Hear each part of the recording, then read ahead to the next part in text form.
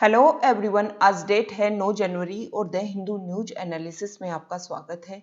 इस वीडियो में हम द हिंदू की इम्पोर्टेंट न्यूज़ को प्रीलिम्स और मेंस के पर्सपेक्टिव से डिस्कस करेंगे। तो चलो डिस्कशन स्टार्ट करते हैं। देखो, जो हमारी फर्स्ट न्यूज है वो फार्मर्स प्रोटेस्ट को लेकर के है।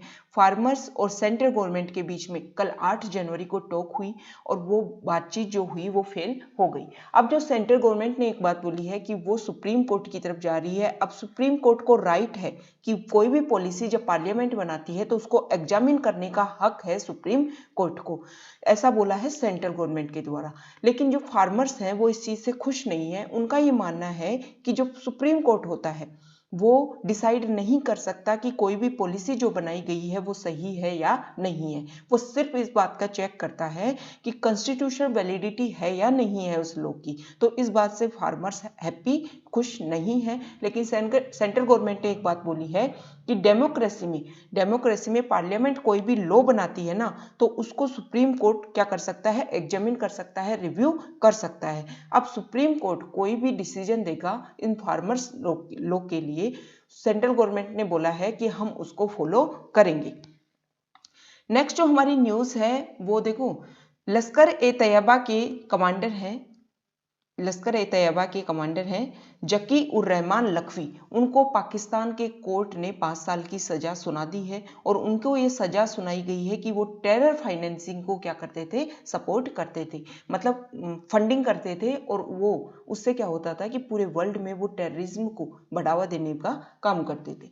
लेकिन जो इंडिया है उन्होंने ये बात बोली है कि अगले महीने फरवरी में एफएटीएफ मतलब फाइनेंशियल एक्शन टास्क फोर्स, उसकी मीटिंग होने वाली है। और जो फाइनेंशियल एक्शन टास्क फोर्स है, जो एफएटीएफ है, वो ये डिसाइड करता है कि अगर टेरर फंडिंग पाकिस्तान में हो रहा है तो वो उसको पहले ही ग्रे लिस्ट में डाल रखा है, हो सकता है वो उसको ब्लैक लिस्ट में डाल दे।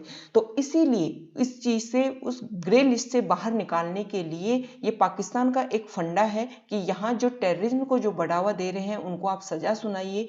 क्योंकि 2018 में जब पाकिस्तान को ग्रे लिस्ट में डाला गया था तब उनको 27 पॉइंट्स दिए गए थे। उन 27 पॉइंट्स पर काम करना था पाकिस्तान को। तो उसमें ये बोला गया है कि 21 पॉइंट्स पर तो पाकिस्तान ने क्या किया है, बहुत अच्छे से काम किया है। तो हो सकता है कि अगले महीने जब एफएटीएफ की मीटिंग हो, तो जब एफएटीएफ रिव्यू करे उनके उन सारे पॉइंट्स को और उनको लगे कि पाकिस्तान काम कर रहा है टेररिज्म से निपटने के लिए, तो ग्रे लिस्ट से बाहर निकाल दिया जाए पाकिस्तान को। तो ये उसी चीज के लिए, उसी कार्य काम के लिए ये सब कुछ फंडे अपनाए जा रहे हैं पाकिस्तान से, ऐसा आरोप लगा रहा है इंडिया।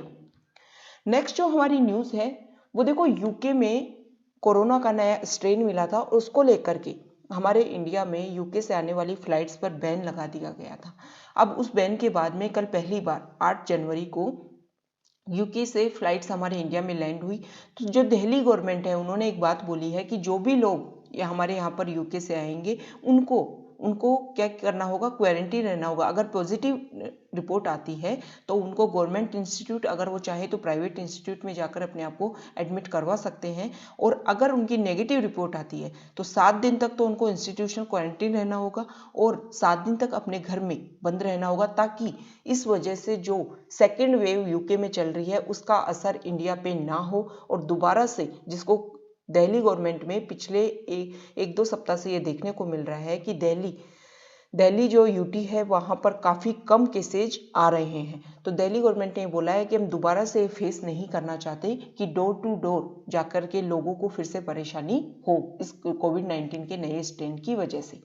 नेक्स्ट जो हमारी न्यूज़ है वो, सुप्रीम कोर्ट ने गवर्नमेंट को एक बात बोली है कि जो भी हमारे फॉरेस्ट ऑफिसर्स हैं उनको प्रोटेक्ट करना आपका काम है। देखो, जो फॉरेस्ट ऑफिसर्स हैं वो पोचर्स के खिलाफ फाइट लड़ते हैं और ये बहुत ही टफ लड़ाई है। तो ऐसा क्यों है कि वो सिर्फ और सिर्फ, यहाँ पर कुछ उदाहरण दे रखे हैं कि देखो, असम में जो फॉरेस्ट ऑफिसर्स हैं उनके पास में सारे इक्विपमेंट्स होते हैं। इसी का कारण होता है कि कोई भी पोचर्स उनके खिलाफ क्या नहीं कर सकता, किसी की हिम्मत नहीं होती कि वो उनके पास भी आ जाए। लेकिन कंपेरिजन किया गया है मध्य प्रदेश और कर्नाटका राज्य से। वहाँ पर जो फॉरेस्ट ऑफिसर्स हैं उनको इक्विपमेंट के नाम पर सिर्फ लाठीज दे रखी है, ना उनके पास में ढंग के, मतलब फॉरेस्ट में जब वो विजिट करते हैं तो ना तो उनके पास में कोई बैकअप सपोर्ट होता है कि अगर वो किसी प्रॉब्लम्स में हैं तो उनको कोई बैकअप सपोर्ट मिल सके। तो जो हमारे सीजीआई है उन्होंने बोला है हमारे सॉलिसिटर जनरल ऑफ इंडिया को कि आप गवर्नमेंट को इस चीज़ से अवेयर करवाओ कि पूरे जो इंडिया है उसमें हर स्टेट में अलग अलग पॉलिसी कैसे है कि कहीं किसी स्टेट में तो अच्छे से आर्म्स मिले हैं, वेपन्स मिले हुए हैं फॉरेस्ट ऑफिसर्स को, और कहीं पर कोई भी सुविधाएं उपलब्ध नहीं है। तो सुप्रीम कोर्ट ने बोला है कि फॉरेस्ट ऑफिसर्स को प्रोवाइड करवाना चाहिए, क्या क्या प्रोवाइड करवाना चाहिए, बुलेट प्रूफ वेस्ट प्रोवाइड करवानी चाहिए, व्हीकल्स प्रोवाइड करवाना चाहिए। इसके अलावा जैसे हमारे सिटीज में पुलिस होती है और पुलिस को जब कोई प्रॉब्लम होती है तो बैकअप प्लान होता है उनको सपोर्ट करने के लिए। सेम उसी तरीके से फॉरेस्ट ऑफिसर्स को होना चाहिए। जो हमारी इंपॉर्टेंट ऑर्गेनाइजेशन है जैसे सीबीआई, ये सब का सपोर्ट होना चाहिए फॉरेस्ट ऑफिसर्स को कि जब भी उनको कोई प्रॉब्लम हो तो उनको मतलब कोई भी खतरा ना हो, उनकी जान को कोई भी खतरा ना हो। क्योंकि जो पोचर्स होते हैं ना, इस काम में बहुत ज़्यादा पैसा इन्वेस्ट किया जाता है पोचर्स के द्वारा। जो भी लोग मतलब वाइल्ड एनिमल्स का या कोई भी ट्रीज, कोई भी पेड़ का जब पोचिंग करने आते हैं तो उनके पास में खतरनाक वाले वेपन्स होते हैं। तो उनसे लड़ने के लिए कम से कम हमारे जो ऑफिसर्स हैं उनके पास में वेल इक्विपमेंट तो होनी चाहिए ना, ताकि वो उनके सामने जाके खड़े तो हो सके। ऐसा बोला है सुप्रीम कोर्ट ने। नेक्स्ट जो हमारी न्यूज़ है वो देखो, एक स्टडी हुई है, ये स्टडी की है United service institution of India ने। एक थिंक टैंक है, ये सर्विस थिंक टैंक है। उसने ये बोला है कि हमारी इंडियन आर्मी के आधे से ज़्यादा जो कार्मिक हैं, पर्सनल हैं, वो डिस्ट्रेस में है, स्ट्रेस में है। इसकी वजह से बहुत खतरनाक वाले स्ट्रेस में है। इसी वजह से हर साल सुसाइड, पेस्टिसाइड और भी ऐसे अनवांटेड इंसिडेंट जो है वो बढ़ते जा रहे हैं। क्योंकि देखो, रेगुलर जो हमारे जो ऑफिसर्स हैं, हमारे जो आर्मी के कार्मिक हैं, वो काउंटर इंसर्जेंसी और काउंटर टेररिज्म इन कार्यों में ही लगे रहते हैं। उनका जो बाहर सोसाइटी में जो एक्सपोजर है वो बहुत कम हो गया है, जिसकी वजह से जो उनका स्ट्रेस का जो लेवल है वो काफ़ी बढ़ गया है। एक जो न्यूज है वो फार्मर प्रोटेस्ट को लेकर के ही है। मेलबर्न से एक गर्ल यहाँ पर इस फार्मर प्रोटेस्ट में पार्टिसिपेट करने के लिए आई है और उन्होंने एक नया तरीका अपनाया है कि 50,000 से ज़्यादा पोस्ट कार्ड छपवाए जाएंगे, फार्मर्स को दिए जाएंगे। उन पोस्ट कार्ड पे फार्मर्स अपनी क्या है, अपनी जो फीलिंग्स है उनको लिखेंगे और उनको पीएम को भेजा जाएगा। उनको ये बताया जाएगा कि ये जो फार्मर्स हैं वो इंडिया के एक पार्ट हैं और हमारी जो एग्रीकल्चर है उसमें एक मेन भूमिका ये निभाते हैं। तो इनके खिलाफ एक ऐसे नहीं कि दूसरे देश से हैं, इस तरीके से रिएक्ट करने के बजाय उनको अपना मान के उनके लिए जो भी आपने लॉज बनाए हैं उनको अच्छे से उन पे मतलब ध्यान देकर उनको रिपील किया जाए या उनमें कुछ जो भी जरूरी अमेंडमेंट है वो सब किए जाए। नेक्स्ट जो हमारी न्यूज़ है, एक सेकेंड, हाँ, नेक्स्ट जो न्यूज़ है वो यूएस से है। यूएस में देखो, जो बाइडेन को वहाँ की कांग्रेस ने, वहाँ के पार्लियामेंट को बोला जाता है कांग्रेस, तो उसने डिक्लेयर कर दिया है कि हमारे जो नए राष्ट्रपति होंगे वो होंगे जो बाइडेन।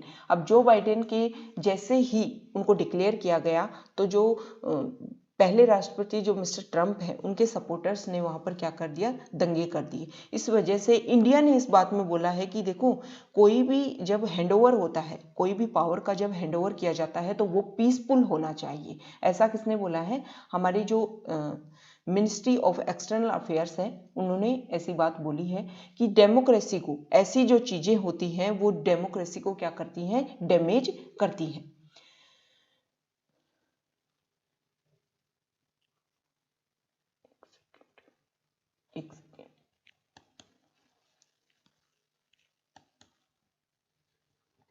नेक्स्ट जो हमारी न्यूज़ है वो वैक्सीन को लेकर के है। देखो, एक साइंटिस्ट है हमारी विनीता पॉल, एक सेकेंड, विनीता नेक्स्ट है विनीता बाल। उन्होंने एक बात बोली है कि हमारे जो डीसीजीआई है ना, director general of drug control, उन्होंने हमारे इंडिया में 2 वैक्सीन को, कोवैक्सीन को और कोविशील्ड को क्या दे दिया है, अप्रूवल दे दिया है। और अब तो हमारे जो प्राइम मिनिस्टर है उन्होंने भी इस बात को बोल दिया है कि जो सीएम है हर स्टेट के, उनके साथ मीटिंग की जाएगी और फिर इसको क्या किया जाएगा, इम्प्लीमेंट किया जाएगा।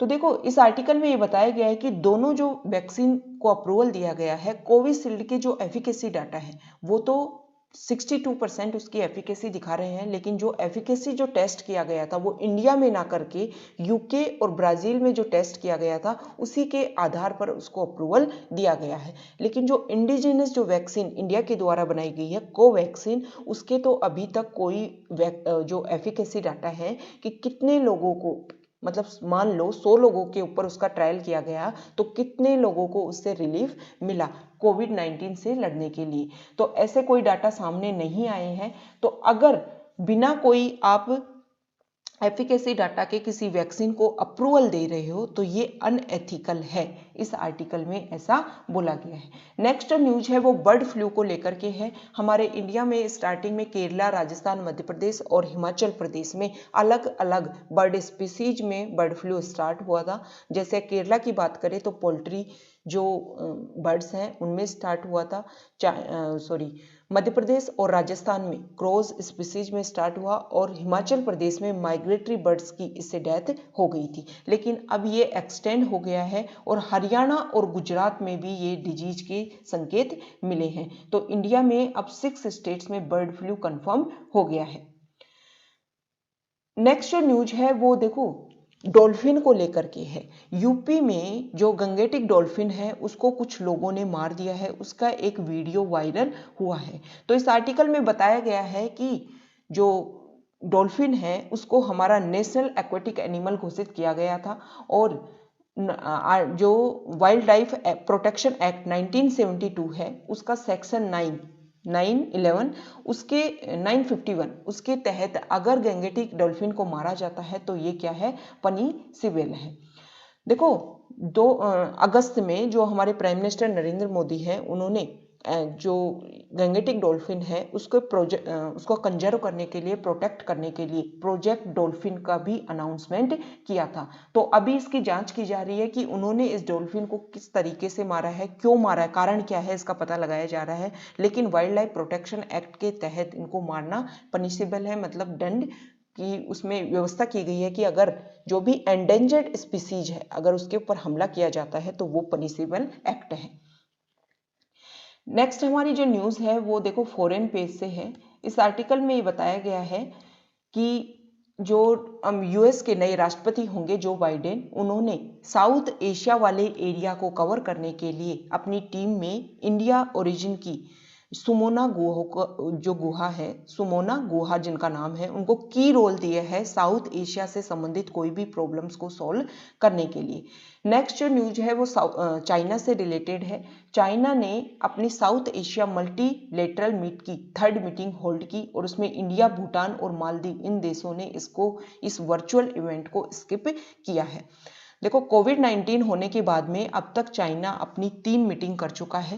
पहली जो मीटिंग थी, एक सेकेंड, ये जो तीनों मीटिंग हुई है ना, वो तीनों मीटिंग पाकिस्तान और नेपाल के द्वारा क्या की गई है, उनको अटेंड किया गया है। पहली जो मीटिंग थी वो जुलाई में की गई थी और इसको पाकिस्तान, नेपाल और अफगानिस्तान और चाइना इन चारों ने जाकर के इनको अटेंड किया था। दूसरी जो मीटिंग हुई थी वो नवंबर में हुई थी जिसको चाइना, पाकिस्तान, नेपाल, श्रीलंका और बांग्लादेश इन्होंने अटेंड किया था। और अब इन सारों ने मिलकर के जो 6 जनवरी को जो तीसरी मीटिंग हुई है, उन सारों ने मिलकर के इन 5 जो कंट्री हैं उन्होंने चाइना के साथ मिलकर के इस मीटिंग को अटेंड किया है। ये मीटिंग क्यों हो रही है, कोविड-19 की वजह से जो सारा वर्ल्ड अफेक्ट हो रहा है, तो चाइना ये चाहता है कि सारे यहाँ के जो साउथ एशिया के जो सारे कंट्री हैं वो एक साथ मिलकर के इससे क्या करें, कॉम्बैट करें कोविड-19 से। इसके लिए कोई भी कोऑपरेशन की जरूरत हो, कोई भी मतलब नए जो फाउंडेशन की जरूरत हो तो उसमें सपोर्ट करेगा चाइना और सारे देशों को एक साथ कोऑपरेशन करना है उस प्रोजेक्ट में। इसमें एक चीज और डिसाइड की गई है, सीपीईसी क्या है, चाइना पाकिस्तान इकोनॉमिक कॉरिडोर। तो चाइना ये चाहता है कि इस कॉरिडोर के तहत क्या बनाए गए, हाईवे बनाए गए हैं और चाइना को पाकिस्तान से इसमें जोड़ा गया है। अब चाइना ये चाहता है कि इसको एक्सटेंड कर दिया जाए अफगानिस्तान तक और अफगानिस्तान को भी इस इकोनॉमिक कॉरिडोर का एक पार्ट बनाया जाए। तो ये आज का हमारा डिस्कशन था।